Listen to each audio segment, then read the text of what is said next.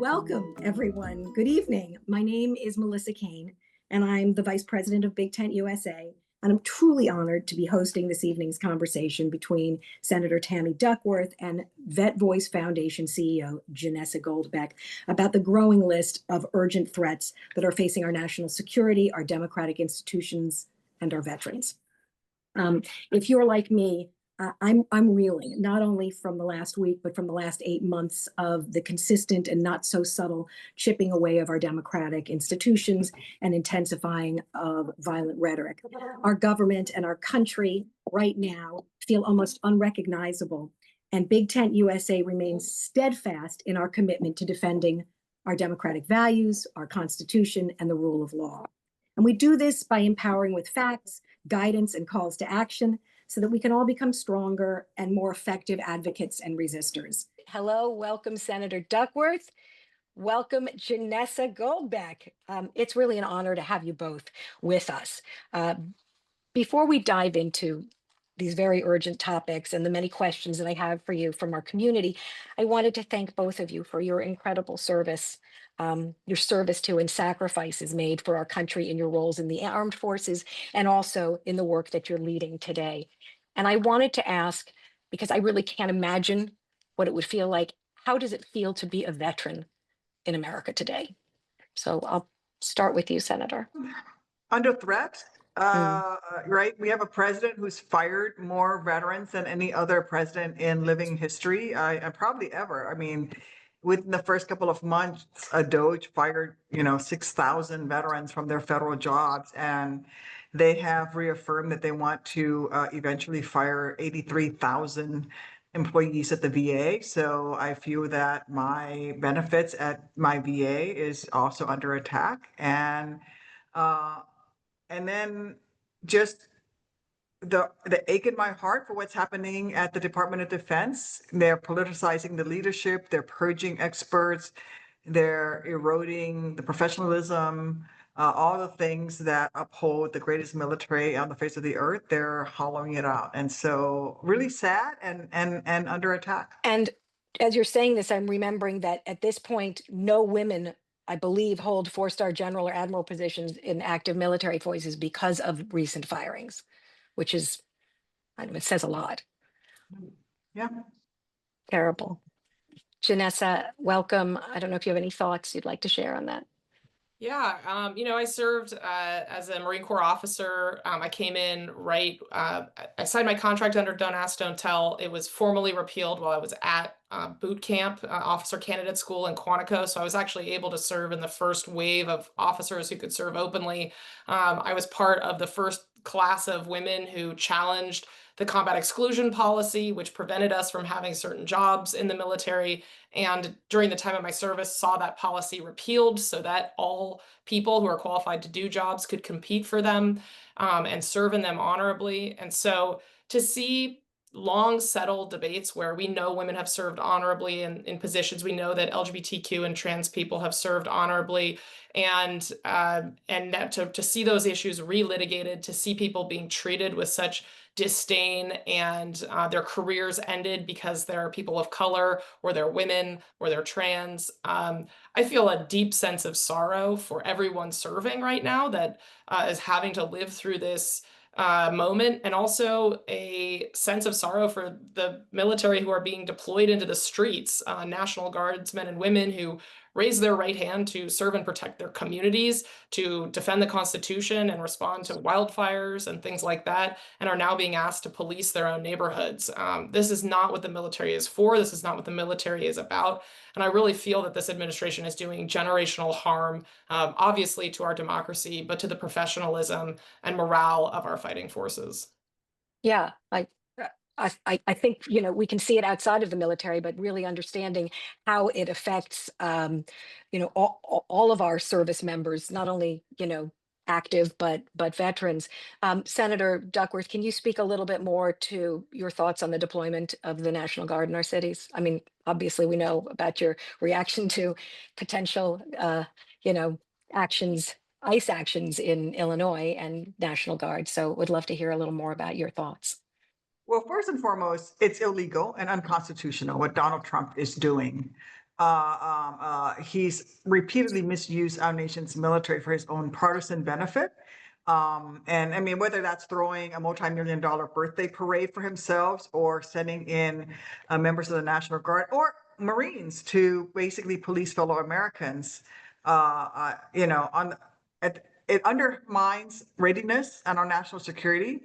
But he's also basically testing the limits of how he can misuse our military against American people. This is what dictators do, right? To destroy democracies and to consolidate their own power. And everyone's freedoms is at risk if he succeeds. And so the fact that he couldn't activate the Illinois National Guard and that he didn't coordinate with the Chicago Police Department, but instead went to Texas and activated the Texas National Guard to attempt to send them into Illinois is problematic. And frankly, I'm glad that he's backed off from that, and we were able to push back pretty hard on it. But now he's looking to send them into Memphis, into Tennessee, which is very interesting because the governor of Tennessee thinks it's a great idea. And I'm like, well, then bring them up on state active duty and have them help your local police force. But to send in National Guard troops without the support of the local law enforcement, without coordination, and to send them onto the streets to carry weapons and harass their fellow citizens is basically a complete abuse of power by this president and an abuse of our military and the men and women who serve honorably. And I think where this is all leading, the president has and this administration have launched so many attacks on our system of elections. We've heard them, all of the things that House Republicans in Congress are trying to do to undermine the Voting Rights Act, the things the president has said in executive order to make it harder to vote, with a specific target really on overseas military ballots and veterans who vote absentee because they're disabled or active duty military families who are stationed in other states other than where their home of record is. They've really centered on veterans and military ballots. And they've also said over and over again that there will be fraud. They already know there's fraud. They said in 2024 there was fraud. Then when he won the election, that fraud went away. Those lawsuits challenged. But Vet Voice Foundation, we are right now fighting in court across the country efforts that the Republicans have to try to roll back ballot receipt deadlines. So your ballot has to be received by Election Day instead of postmarked by Election Day. They're trying to change the rules for how overseas military ballots that might have a signature missing or the signature doesn't match the driver's license. They're trying to get rid of those policies that would allow election officials to validate those ballots so they can toss them, just like they tried to do in the North Carolina State Supreme Court race that was only settled a few months ago. And the president has said, there might be a national emergency about voting fraud, and therefore we'll see the National Guard in the streets around the elections. That's where my head is going. That's where we're very concerned that he's taking this, that all of this is an effort to desensitize the American public to the idea of troops in the streets as a mechanism for stealing the election, or at least very suppressing turnout and keeping people away from the ballot box and our fundamental right as U.S. citizens. That's what he's doing. He's normalizing this. And so he's getting us used to seeing, first he got, troops in LA, then he sent Marines into LA, then he sent National Guard into DC. He's normalizing seeing troops and military equipment on the streets of our cities. And so in 18 months, when the elections roll around, people will just not show up to vote. We can go in a lot of different directions here, but Janessa, what sort of surprises me is the focus on veterans voting, because it seems like a lot of vets voted for Trump, and it seems like we need to get the message across that Democrats are really the ones working to provide for them. And I'd love to understand how both of you think this can happen. What are we messaging wrong? How do we get vets to vote against Trump? Certainly. Well, I think, first of all, it's important to understand that the veteran community is not monolithic. We have an increasingly diverse group of veterans, more women, more people of color, more LGBTQ folks than ever before. And that, veterans did vote 60-40 for Trump in this past election, but 40% is not an insignificant number of folks. So let's not paint everyone with one broad brush. And veterans have shifted and swung pretty dramatically between 2012 and 2024. When Biden was first elected, the percentage of veterans that shifted over to Biden from the previous election from 2016 was one of the biggest demographic shifts. So there's it's a very gettable demographic. There's a lot of folks who consider themselves independent, and it's reflective of our broader American society, where people do, they vote, they split their ticket, they vote for one party at the top of the ticket, and they vote another party down ballot. And the fact of the matter is that veterans are concerned about many of the same things that most that civilians are concerned about: the cost of living, how they're going to put food on the table, how they're going to give health care to their friends and family. And one of the things that we absolutely can't do is ignore vets and military families in our outreach as Democrats. For a very long time, the Democratic Party, really didn't speak to vets and military families. Vet Voice Foundation is the nonpartisan 501c3 arm of a group called Vote Vets that works to elect people like Senator Duckworth to office and ensure that she stays there and is able to grow the coalition of Democrats who served wearing the uniform, who can bring that experience to Congress and really highlight the harms this administration is doing to veterans, whether it's gutting the VA or privatizing our health care, or getting rid of benefits for active duty service members to have child care and access to food when they live in really expensive places. So we need to make sure that we're not painting all veterans with a brush and saying, well, never mind, these people are off the table, and really communicate what it is that Democrats stand for and what we're fighting for and what the Trump administration is doing to take those benefits away. Right. We're not trying to swing 60% of the veteran vote, right? We need to swing 20% of the veteran vote, and that 20% was already very swingy to begin with. And the other thing that we need to communicate to people, and I think they're getting the message because they're showing up at these town halls. I've actually been doing town halls all across Illinois, but I've been going into Missouri and Iowa to do town halls because my Republican colleagues across the Mississippi River are canceling their town halls. And so when they cancel their town halls, I show up to do them. And as you've seen at these town halls where Republicans have tried to hold them and people are coming up and really protesting them, a lot of them have been veterans saying, you're taking away my veterans benefits. What are you doing? Why are you firing veterans? And so, in fact, many of the voices that are leading the pushback against Republicans in town halls, in Republican districts and Republican states, have been led by veterans who voted for these individuals who are now just rubber stamping and being, co-conspirators with Donald Trump in ripping away veterans benefits and shutting down VA hospitals and firing veterans from their jobs. And can I just say, just as a citizen, Senator, how badass it is that you're doing that you're going across state lines to actually show some real leadership, because people are so desperate and hungry for real leadership, not this political posturing and this sort of like Twitter version of politics. So it really means a lot to me. I'm sure the entire audience that you're doing that. And I think I'm looking at the chat. People want you all over the country. I'll come. People deserve answers. People deserve Absolutely. answers, and I'll come. Tell me, and I'll show up. I'm gonna do a whole bunch in Ohio, I think, as well. Amazing. But you bring up I was just going to go ahead. Melissa, which is, the fact that veterans are, the face of a lot of this anger in town halls. And I think that's really important for candidates who are running for office right now and for elected officials to really zero in on, because veterans are one of the last groups in our society that have cross-partisan respect and appeal. They really can break through, not just with the veteran and military community, but with the population writ large. So when we talk about that 20% of voters that we need to persuade that Democrats are better on the issues, that we are standing up for democracy, standing up for your rights in your pocketbook, that having veteran messengers on that point is really important. And I hope that gets underscored for sure. You're both talking about, obviously, and these terrible reductions in benefits to veterans and staffing shortages at VA hospitals that are obviously fueling a lot of this anger. What can we do about that right now? Is there anything we can do about it? It's less the staffing that we can do something about with the messaging, because that I'm working on in Congress. Right. What I think is more insidious is their attempts to privatize VA. And so what we need to do is to get the message out, because on the surface, it sounds really good. Hey, we'll just give you an ID card and you go to whatever doctor you want and you don't have to go to your VA for care and the government will pay for it. right? We're going to allow you to go out there and get whatever care you want. That sounds really good, especially to veterans who may have to travel quite a distance. I know, that's adorable. Charlie. If you have to, people want the ease of going to their nearby facilities. But what we have to communicate to people is that we need to keep the VAs there. The VA needs to be a medical center home because the VA knows about all the health conditions that a veteran may suffer from. So that if a veteran shows up and they have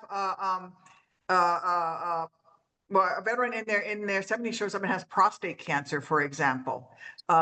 If he goes to his local doctor, he'll get great care for that prostate cancer. But if he shows up at VA, VA will be like, "Oh, you're a Vietnam veteran." Men who were in Vietnam have 5 times the rate of prostate cancer as the general population. Let's now check you for all of the other health conditions that are associated with Agent Orange exposure. Similarly with burn pit veterans, right? And Iraq and Afghanistan veterans, you're seeing huge numbers of neurological disorders, ALS, Parkinson's disease showing up. But those veterans, I suspect, are going to also have a lot of lung cancers show up. So you got to have VA there to be your medical center home to monitor. And then if you want your prostate cancer taken care of by your local cancer hospital, that's fine. You can go there for care, but at least have VA be monitoring, because then VA can take care of the whole of you and be there for you. And so what is really more insidious is this shifting of dollars that Congress appropriated to VA from veterans health care, from the hospitals out to whatever else that they're trying to do, and sending it out to, there's a Mar-a-Lago crowd of folks who are not even doctors who are advising Right. Trump, and have been since the first administration, who are pushing very hard for privatization. But it's really a way to dismantle VA, and we have to fight Sure. that. We do. let's- And well, there's a question that we've been getting. I have a couple of questions from people who are experiencing exactly what you're talking about. And while we're fighting it, I think the question is, also the research into the relationships that you're talking about between, exposure during combat and illnesses now, as that funding is drying up as well. Yes. What is it that we can do, and the benefits being defunded? How can we give caregivers and families the information and support they need? And maybe that's really a question for Janessa, as you're fighting in Congress. Yeah, I mean, I think really telling the story is very important, especially to folks who, might not agree with you on other issues, but just looking at the facts. So we know that when you privatize healthcare, outcomes go down for veterans and the cost goes up to taxpayers. So there is no efficiency argument to be made here. We also know that the VA, like when you send people out into private healthcare, that means it's not like zero sum. It's not like there's just millions of appointments out there available for everybody. If you're taking a rural veteran who used to be able to get their healthcare at a VA and now sending them out in town, now they're taking up an appointment from a very limited source of potential appointments for a specialist or a therapist or something that somebody else who isn't a veteran might need. So the healthcare system gets even more clogged for folks who are outside of the veterans space. And then one other point, I'm a VA patient myself. That's where I get my healthcare. I'm so fortunate. It's the best healthcare I've ever had.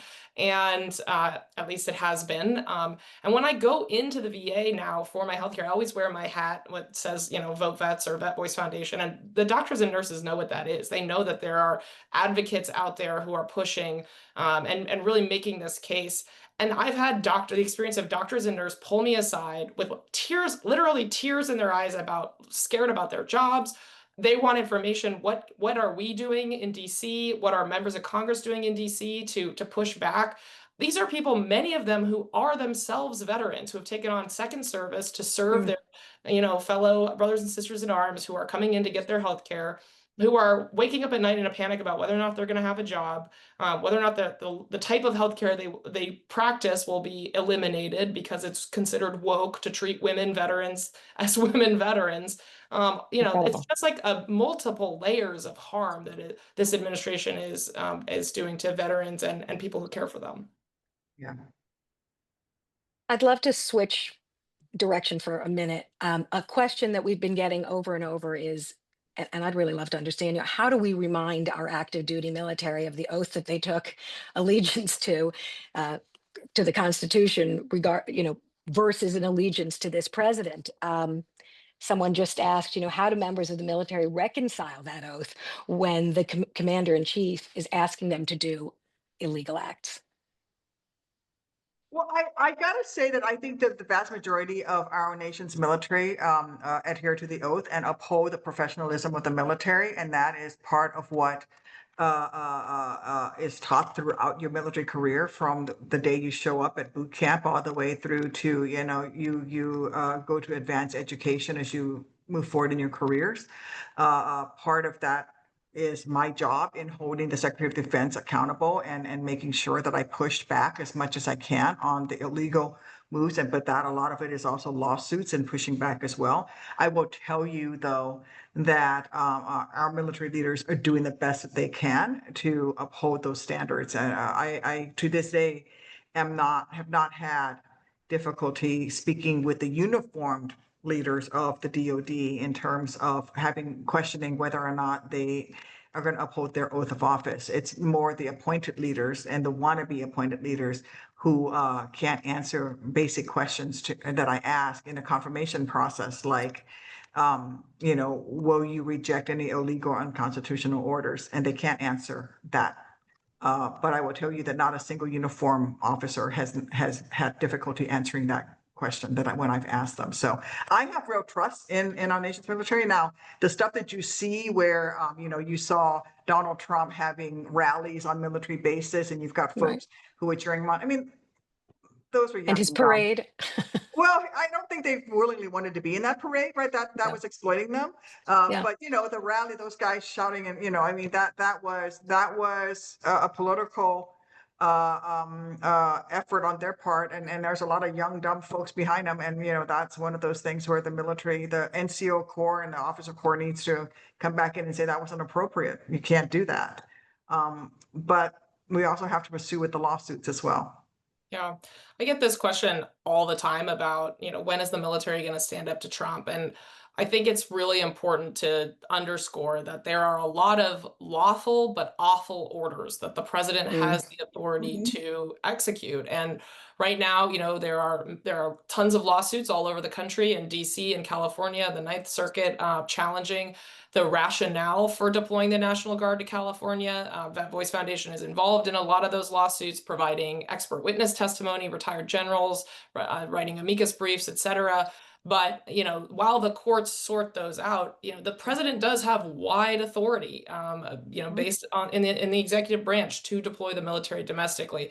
Now, it's a huge break in norms. It's not good for readiness. It's bad for morale. But we don't want to be in a situation in this country where your rank and file Lance Corporal is going, well, maybe I don't like the politics of the president, so I'm going to refuse that order. That is in essence leads to a military coup, and most democracies, if you're a student of history, do not recover well or quickly from a military coup. So I think the question is, like the senator, I have so much faith in the men and women in uniform, but the question is really, what are we doing to highlight the really horrendous political, norm-shattering, and unconstitutional positions that this administration is putting our uniformed military in?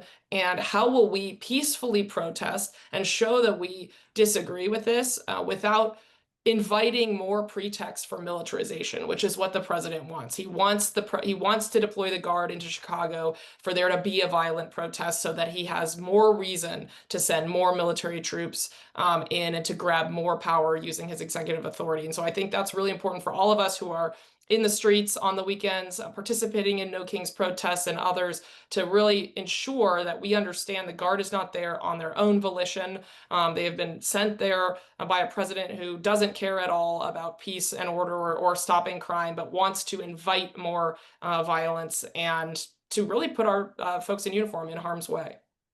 And he doesn't care about those troops that are being deployed to our streets. Let's make it clear. I mean, he just announced that he's going to extend the deployment of the National Guard in DC all the way until December. You have to understand, these folks are going to become more and more disappointed because they want to be doing their jobs. And if they're going to be deployed away from home, they want to be deployed from home fighting terrorists and fighting our enemies, right?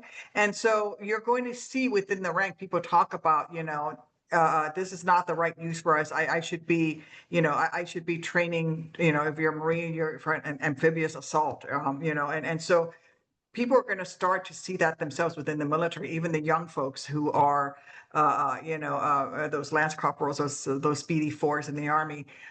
So you're going to see the dissatisfaction grow within them. Like, what am I doing here? And so you're not going to see, while they're going to follow their orders, they're going to do what they need to do. I think you're going to see more and more members of the military recognize, especially at the younger levels, that, this is a misuse of them and their resources. And, this is really sad, because Marines should be doing what Marines do and not walking around picking up garbage. I mean, unless they've pissed off a sergeant somewhere. Yeah, I was just gonna my say. my daughter lives in Washington and in DC, and she, she's told me walking by, Yeah. the monuments and seeing National Guard looking absolutely miserable to be there. Yeah. It's really a waste. It's very sad. Yeah.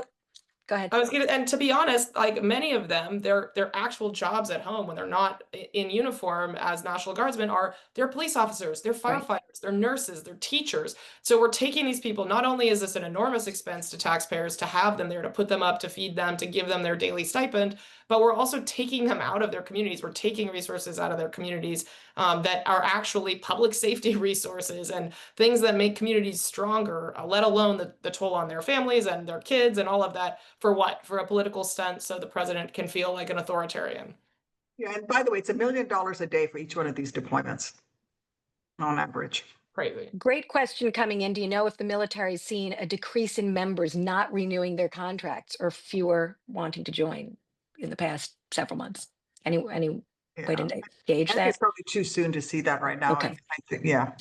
Yeah, and the economy is not exactly humming. People are still hurting, prices are still up. There's a lot of reasons people join the military. There's a big, misperception that everybody joins because they, need the money. But a lot of people do, because it is a stable job that provides healthcare and housing, which are very hard to get in America today. So I don't think we'll necessarily see that impact on recruiting and retention for a while. But when you look at leadership, at least for retention, we're seeing the complete purging of the ranks of people who are not deemed sufficiently loyal or considered, too woke to serve in the Department of Defense. Sure. And you mentioned that Trump is doing quite a lot of this legally. I want to talk about how Congress is aiding and abetting through this big, beautiful bill, an increase in ICE funding for 10,000 additional officers. I'd love your thoughts on what this really means for our public safety and for our national priorities. I mean, a lot of people say, this is just the creation of a private army to do the administration's bidding. Is that possible? Well, I mean, the other thing that's happening, in addition to them taking money away from DOD and trying and moving it towards DHS and ICE, and they're going out there and recruiting young folks into ICE, offering them six-figure salaries to go be ICE agents, and basically trying to attract them with this very SWAT team macho, baloney stuff. The other thing that is also happening that to me is in many ways more scary is that they're writing the new NDS, National Defense Strategy, which lays out the strategy for our nation's military and where we're going to be in the world. And they are going to depress the importance of our role in the Indo-Pacific, for example, where we have our greatest near-peer adversary of the PRC, and they're going to say that we need to deploy troops to the border. And so they've already said that that's going to take priority over the international mission. And really, it's not the military's job to be standing guard at the border. And so that to me is much, in many ways, scarier because it is a fundamental posturing of our nation's military. And the NDS is something that they're actively working on right now. And so we're going to push back from Congress on what they're trying to do there.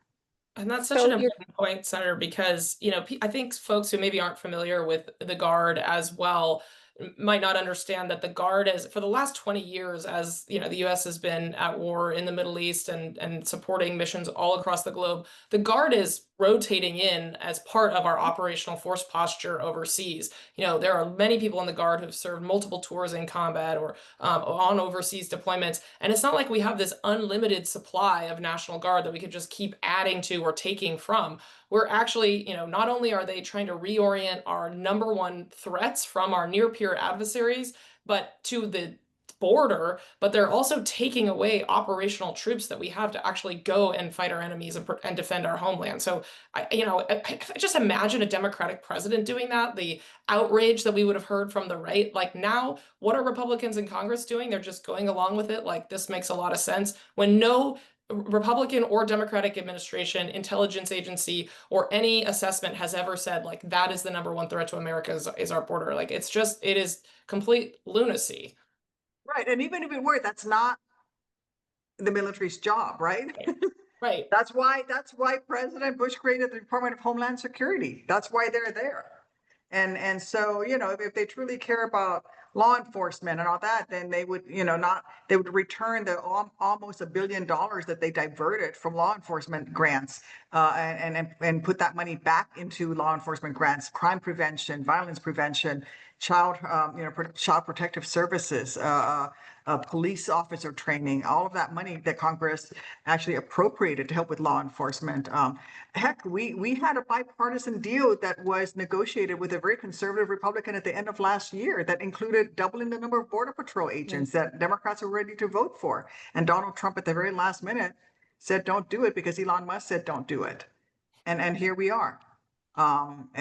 So we simply have to continue to push back. And again, what they're doing is trying to normalize and trying to change the way we do things, and we just can't let that happen. And that means that we have to go out there within our communities and talk about how not normal this is. What does pushing back in Congress look like? I mean, obviously, the Republican Congress and the Supreme Court, they're completely abdicating their roles. When you say we're pushing back in Congress, what does that look like? Well, it may look like a government shutdown coming up. We have said to our Republican colleagues some of the things that Democrats are going to fight for. Now, it's not going to it's going to be on healthcare. The biggest fight is, if you want to continue working on the budget and to pass a budget, then you need to reinstate the Medicaid, agree not to touch Medicare, and agree not to continue to basically misuse doing pocket recessions. And so you may see a government shutdown that Republicans will force on the American people because they're not willing to be bipartisan. I've also seen a number of members of Congress in the House and the Senate, we're in the minority in both chambers, but they do have the ability to call spotlight forums to really shine a light on these issues, to say, to bring reporters into the room, to bring influencers and social media folks to the Hill to actually hear some of the things we're talking about. Because I'm seeing in the chat, people are saying $1 million a day. Why isn't that communicated everywhere? That's the type of thing that we need to get that out into public consciousness. We don't live in a world anymore where you can just turn on the nightly news and we all hear the same facts. So I've been inspired by the members of Congress who are taking the initiative to put together forums and press conferences and things that draw media in, whether it's social media or traditional media, to really bring a spotlight to some of these issues. Yeah. That $1 million a day was just for LA. That's not even counting what it costs the Marines, what it also has been costing in DC. I think it's great that, Janessa, you're talking about some members of Congress spotlighting, and yet you've got Pete Hegseth, who has been able to make all of these drastic changes, what we're calling it the Department of War. I think people would love your thoughts on that, Senator Duckworth. But I mean, he's done a lot without very much oversight at all. So how is that even possible? Because that there are people who know who he is. My Republican colleagues that actually, number one, confirmed him, right? Joni Ernst came out. Joni Ernst, who fought against and revolutionized how we deal with military sexual trauma, and did a lot of good after 10 years of working on it, turned on a dime when she got the call from Elon Musk. We call it the Elon Musk call. You got a call and Elon Musk says, I will run $100 million against you and you will lose your primary. And she turned on a dime and voted for him. And once she voted for him. All the other Republicans who were ready to vote no went along with it. Similarly, Senator Cassidy of Louisiana, a doctor, after he said multiple times he had problems with Robert F. Kennedy because he thought that, this guy was an anti-vaxxer, this guy was not talking about real medical science. He had some problems with him. He got the Elon Musk call, and he also sold his soul to the devil and voted for RFK, and then everybody else fell into line. And so what you're seeing now in Iowa is Joni Ernst not running for re-election because the backlash on her was so significant. Hegseth is doing all of this because my Republican colleagues are co-collaborators and co-conspirators in this. We have to make it clear that they're the ones that are not willing to stop them. We could stop a lot of what Trump's doing if Congress would actually do its job and reclaim its power as a co-equal branch of government. And my Republican colleagues are simply not willing to do that. And we have to call them out on it. A lot of people have talked about a national strike. I know you're talking about what you're able to do by shutting down the government. What do you think of the idea of a national strike to respond to this? Well, I think whatever Americans can do in a peaceful way that doesn't harm folks is expressing your First Amendment rights, which is what I wore the uniform for 23 years to protect and defend. Get out there and speak your mind. That is the most patriotic thing you can do as an American, is exercise your First Amendment rights. It's not about, yes, wearing the uniform is incredibly patriotic, and I'm proud that I did, but I did it so that people could get out there and speak truth to power. Absolutely. And, I think we've become a bit complacent in terms of what we think of as our rights to citizenship, or what it means to be a citizen in this country. And I know that I'm preaching to the choir here. I'm not talking about the people on this call, because clearly, if you're on a Tuesday night here to listen to us, you are very engaged. We are self-selecting. But when I think about I think about the number of people that didn't vote in the last election. We saw this shift towards Trump, and the Republicans, swept both chambers. But a lot of people stayed home. And it's not enough for us to just talk to the people that we already agree with. We have to be uncomfortable, and we have to put ourselves into rooms of folks who may not be engaged at all. They might not see that either party, they might not think either party make a difference in their lives. They might not understand the difference. And they might not have the time and space to pay attention because they're just trying to put food on the table for their family. And so it isn't just enough to talk to ourselves and post on Facebook things that make us feel good and get the validation of, yes, people agree with me. We have to go into places that make us uncomfortable. And, Senator Duckworth is modeling that by going across state lines into Republican districts. We all need to take that on as citizens and have those tough conversations in loving and empathetic ways, but in ways that persuade, and not just talking to the people that already agree with us. I want you to hold those thoughts, Janessa, because I want to get into a little bit more of that with you. But I know that Senator Duckworth needs to leave in about 5 minutes. So I'm going to do a little lightning round with you, Senator. I'd like to know how much damage you believe, blowing up 11 Venezuelan citizens in international waters has done to us as a country. Significant damage on several levels. Basically, we've broken international law, but we've also, I think, more dangerously set a precedence for other people to do the same. So if we get away with doing this, there's nothing stopping the PRC from doing this, maybe against American vessels. So we are now setting the precedence, and not just doing it once, but now doing it twice. And so other nations will feel that they can get away with it as well. That, to me, is the most dangerous aspect of this. It's violating international law, but it's also saying to the rest of the world, hey, go ahead, you do the same. And basically eroding the international law of the seas, international recognition of international borders. How do you reduce the political and personal threat that Republicans fear and feel so that they can actually fight for their constituents and not bow to this man? They have to be more afraid of their constituents than they are of Donald Trump. They don't think that they think that Donald Trump will cause them to lose their jobs, not their constituents. And until they start to be more afraid of their constituents and Donald Trump, they will continue to do whatever Donald Trump tells them to do. And so this is where the power of the people comes forward, right? Everybody needs to come out and make it clear, write letters to call your friends, relatives, whoever you know in Republican districts. And if they complain about the fact that they can't get an appointment to the VA, say, well, what have you done? Did you write your congressman about it?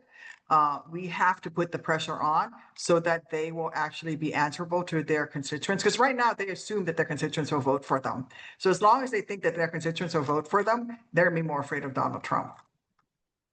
I know we're going to lose you in a minute, and I have one more short question before you leave. We got this question a couple of times, and I'm hoping you'll answer it. Are you a possible presidential candidate for 2028? You know, I have never said no when my nation has called me to serve, but I do think my better place to serve is here in the Senate. And I'm certainly not throwing my hat into the ring anytime soon. So I don't never say never. But you know, you can be a senator a lot longer than you can be president. You have a lot of work to do. We like you where you are, but we'd like you anywhere. Thank you Yeah. so much, Senator Duckworth, for all Thank of your you. time and all of your work for us. Thank you, Great to have you everybody. here. Cool. Great to see you. Good to All right, Janessa, it's you and me, and there's a lot to talk about. You were talking about how we embolden and activate people to get out there and fight in their communities, in their, and I know that the focus of your organization has always been getting to empower veterans. So maybe you can tell me a little bit more about Vet Voice and how to engage these veterans and some of the issues that you guys are working on now. Sure. Yeah. Well, I mean, I think, as I was saying earlier, it's really important for all of us. We have to lean in. And I know, look, we're all exhausted. Like the news cycle is exhausting. Every day there's a new set of fresh horrors, some crazy unconstitutional or illegal thing that they're doing to destroy, the work of generations who have built amazing things in this country. And that's exhausting. And I personally sometimes want to just tune out and disassociate and not listen anymore. But I think that this is like the stress test, at least for in my lifetime, this is the stress test of our system of government. And if we're going to retain a democracy, we have to really treat it like the existential threat that it is and the constitutional crisis that we're living through now. And that means, digging in and working through that feeling of exhaustion. And I look to, generations ahead of me who, faced things that like hills that seemed impossible to climb. I think of the civil rights movement. I think of the LGBTQ community living through the AIDS crisis and like feeling these moments of despair and hope of like this is never going to get better.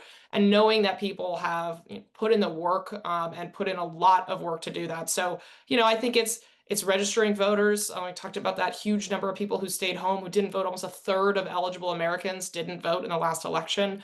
Talking about getting involved locally. Like there's so much good work that can be done. Organizing for your like school board elections, your local city councils, where a lot of things that really matter, including things like cooperation with ICE of your local law enforcement. Those things can really make it. Those elections can really make a difference. And you see veterans having a role, a specific role Absolutely. in organizing and I think that veterans, again, they're a group that is able to cross party lines and speak from a place where people trust veterans a little bit more than they do other people. I think part of that is when you serve in uniform, you serve with people from all walks of life. I served with people from every background.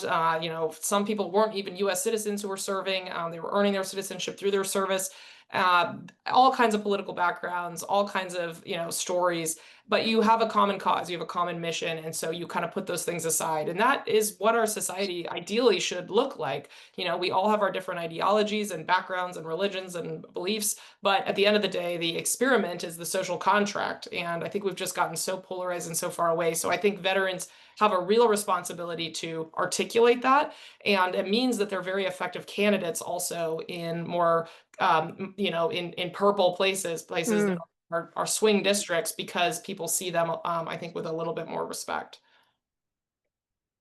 do you think, I mean, I'm thinking about what's on, I think, everybody's mind, certainly this week, and we're changing direction a little bit, but really, as a society, we need to address how we cope with this increasing political violence and political rhetoric. And I'm kind of wondering if there are any lessons that you've learned from working with ex-military, with veterans, to help them adjust to civilian life that we can use on sort of de-radicalization in civilian society. Does I something like think, that, does it yeah. translate? I mean, gosh, if I could, the biggest lesson I got from the military was that the experience of discomfort and working together towards a common cause breeds mutual respect, even if you disagree with each other. So if I Mm. could wave a magic wand today, Melissa, and have a national service mandate where every young person has to serve, whether that's in the military or as a firefighter or a forest ranger, but has to do something in service to their nation alongside people that they might not agree with or know or identify with.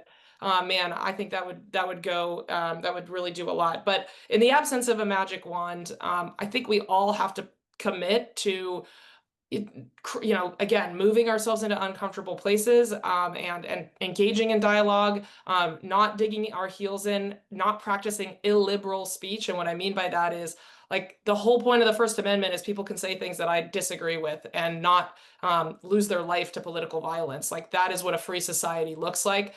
And I think the right is way more, in my opinion, they try to police speech in a way more violent and aggressive manner.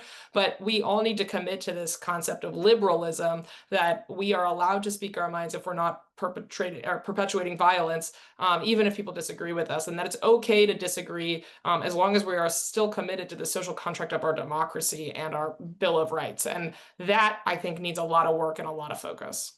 Yeah, and probably a lot less social media, because that Oh man, certainly yeah, if we could just emboldens flip the people. switch on Yeah, that, that yeah, would be I'm great. good with that too.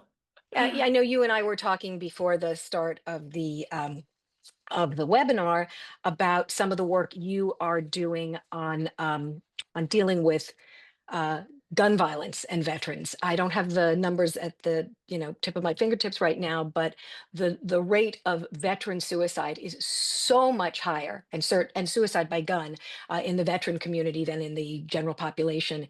And I'd love to get your thoughts on what we can be doing now, certainly at such a charged time, but just in general, to address that, especially as benefits are going away, and as everything we've been talking about, the increasing challenges that veterans are facing. Yeah, I mean, we have a gun violence problem in this country, absolutely, and it is, there are a lot of factors that go into why people take their own lives or why they commit violence with a gun. But the number one thing that motivates it is the ease of access to weapons, and in particular to weapons of war that civilians can purchase with no background checks, no training, and do immense amounts of violence on their fellow citizens. And so one of our core programs that we've been working on for a number of years is to really use veterans' voices to say, look, there's a huge gulf between being able to responsibly own a firearm that you're trained to use, that you know how to store safely, and an 18-year-old being able to walk into a shop and buy a AK-47 or an M16 and take that home and then do whatever with it. And so we found that veterans' voices are very effective. Veterans are very effective messengers on this. As a Marine Corps officer, every year I was required to spend 2 weeks on a range to prove my proficiency with a rifle and a pistol. And we don't do anything near that level of requirement for a civilian who isn't trained. Right. And at the end of the day, you put your rifle in a locker, it gets locked up in an And armory, it you locked don't up. see it. Right. So just these arguments that, it's everybody's right to have access to these weapons of war and keep them in their homes. It just rings so hollow to me as someone who's served in uniform, served, overseas, had a weapon there, and not had access to it like on a whim. So I want to, point out that there is some positive, I think we're seeing some positive movement. In America today, it's pretty impossible to escape gun violence. Almost all of us have been touched by it in some form or fashion personally. And a bright spot of the last year was earlier this year, the governor of Colorado actually signed a bill into law that, for all intents and purposes, is an assault weapons ban, and was a real step forward, especially in Colorado, which is a state that has quite a robust gun culture. But it was veterans leading the charge on that fight, and we were really honored to work alongside groups like Everytown and Moms Demand Action to get that over the finish line. We've worked with those groups here in Connecticut Against Gun Violence, and we've had great success. But it's a very different type of state. So I congratulate you heartily for that accomplishment. I know that extreme risk protection order laws are something where you would be certainly helpful, and I know that there are veterans groups that have come out in favor of them because it's a way to get a weapon away from someone, even temporarily, who poses a threat to themselves or others. Absolutely. Yeah, we saw, I live in San Diego when I'm not in DC, and we have a extreme risk protection order law that was passed here a couple years ago. And since then, it's been activated a number of times. And what that means, if you're not familiar with the term, is someone who owns a weapon, if they are a danger to themselves or others, and a friend or family member fears that, they can actually call law enforcement. They can come in with a extreme risk protection order, confiscate the weapons temporarily while that person is evaluated. And it's prevented suicide, it's prevented domestic abuse and violence, and it's prevented crime. And I think more sensible laws like that. What is frustrating is that even laws that are common sense, that a majority of Americans agree we should pass, have not been passed at the federal level because Congress is bought. And frankly, until we solve that problem writ large, we're going to just continue to see members who refuse to do anything on behalf of their constituents because they'd rather get reelected, as Senator Duckworth said. So our job Yeah. as citizens is to make them fear us and make them understand that they will be held accountable at the ballot box. And that is probably the most important thing we can do, is get out there and vote. And if you're in a state where there are elections, I don't need to tell this crowd, this November, obviously get out there and vote. But obviously, the midterms are very, I think this is it. This is the last stand. Is your organization doing anything focused on the midterms? Yeah, absolutely. Well, so the Vote Vets are the other side of our house. We have two priority elections right now this year. One is Abigail Spanberger's race for governor in Virginia. We've been with Abigail Spanberger since the very beginning of her career as a national security professional, former CIA officer. If you're not tracking that race, this is a first chance to show the Trump administration and the MAGA regime that we will fight back and we will win. Vote Vets is heavily involved in that race. We're also really involved in the New Jersey gubernatorial. So over there, you've got Mikey Sherrill, a helicopter pilot, military veteran, running, fantastic candidate, running for governor. These are the first two bellwether tests that we have. So we want to make sure that these women win and win big. So if you want to get involved with that, please get in touch and I'll be happy to share. And then in 2026, we've got a number of winnable seats. There's a bunch of frontline Republicans who aren't showing up to their town halls because they're getting yelled at by veterans. They're taking these horrible votes on policies they know are deeply unpopular, cutting rural hospitals, cutting Medicaid, gutting the VA, doing all these things. And so our job is to tell that story and make sure that our down ballot candidates from the Senate, Congress, all the way down to local school board, we endorse all the way down, are winning and are empowered. So please, sign up, get involved. We'd love to keep you apprised of some of the candidates that are out there that we think can really win and help us take back the House. I'm hoping you'll come back and tell us more about it at the appropriate love time. to. That would be a wonderful conversation. And I'm looking at the time and we're almost out of time. So I want to end with a question that we typically ask our guests, which I hope will leave us energized. And that is, what is giving you hope right now? What's giving me hope is that, I think that we, for a second, like in January and February, I don't know if other people felt this, it just felt like there was no way out. There was no light at the end of the tunnel. And I think what I've seen is people standing up and fighting back. I mean, we're seeing more people in the streets in protest than America has ever seen before. We're seeing lawsuits that we're filing against the Trump administration were winning. We had a lawsuit against the firing of all those Doged employees that is still being litigated, but those people have been rehired and reinstated in interim. That's 30,000 people whose jobs were returned. There was an attempt to privatize our public lands that was in the big, beautiful bill. There was a very interesting coalition of veterans, sportsmen, hunters, anglers, environmentalists, people who care about the climate that came together, kind of put down their sticks and swords and said, we're going to get together to say no privatization of our public lands. That language was stripped out of that bill. And that was a victory, even though Democrats had no real power in the House and Senate. So, the thing they want us to believe is that we don't have power, that our voices don't matter, and that it's it's useless to fight back. And that's just not the case. We have to keep That's fighting. right. We have to get louder, and we have to be willing to find new coalition members and bring them into the fight. And that requires us all, digging deep, finding empathy for our fellow humans, and finding places where we can connect and collaborate, even if we don't agree on everything. Yeah, I think connection is key. Thank you so much, Janessa. I really appreciate that you were here with us. I appreciate that Senator Duckworth was here, and it was such a fascinating discussion. And thank all of you for joining us this evening. Follow us on social media and on Substack, and come back soon. Thank you again for being a part of our Big Tent. Good night, everybody. Thank you so much.